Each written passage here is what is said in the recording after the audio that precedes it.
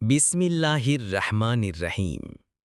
আসসালামু আলাইকুম ওয়া রাহমাতুল্লাহ। প্রিয় ভাই ও বোনেরা, আজ আমি আপনাদের শোনাব আদম ও হাওয়া আলাইহিসসালামের বেহেশত থেকে পৃথিবীতে আগমনের সংক্ষিপ্ত কাহিনী। আল্লাহ সুবহানাহু ওয়া তাআলা বললেন, আমি মানুষ সৃষ্টি করব, তাকে করব পৃথিবীর প্রতিনিধি। তিনি মাটি থেকে আদম আলাইহিসসালামকে সৃষ্টি করলেন, তাকে দিলেন জ্ঞান, শিখালেন সব কিছুর নাম। আল্লাহ আদেশ দিলেন ফেরেশতাদের, আদমকে সিজদা করো। সব ফেরেশতা সিজদা করল, কিন্তু ইবলিস করল না। ইবলিস বলল, আমি আগুন থেকে সৃষ্ট, আর আদম মাটি থেকে, আমি তার চেয়ে শ্রেষ্ঠ। আল্লাহ বললেন, তুমি অহংকারী, এই জান্নাতে তোমার স্থান নেই, বের হয়ে যাও, তুমি অভিশপ্ত।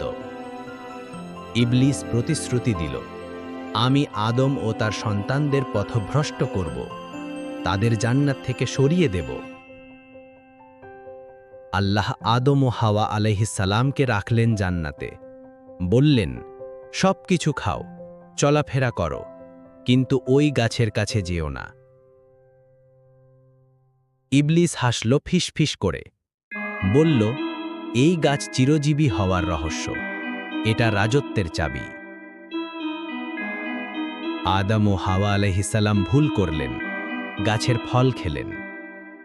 আল্লাহ বললেন, আমি কি তোমাদের মানা করিনি? ইবলিস তো তোমাদের শত্রু।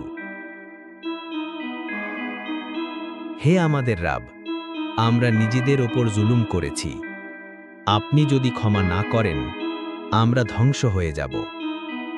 আল্লাহ তাদের তওবা কবুল করলেন, কিন্তু বললেন, তোমরা পৃথিবীতে নেমে যাও, সেখানে থাকবে তোমার জীবন, পরীক্ষা ও সময়, পুনরায় ফিরবে আমার কাছে।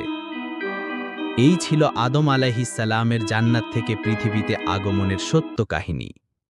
শুরু হলো মানব ইতিহাসের প্রথম অধ্যায়।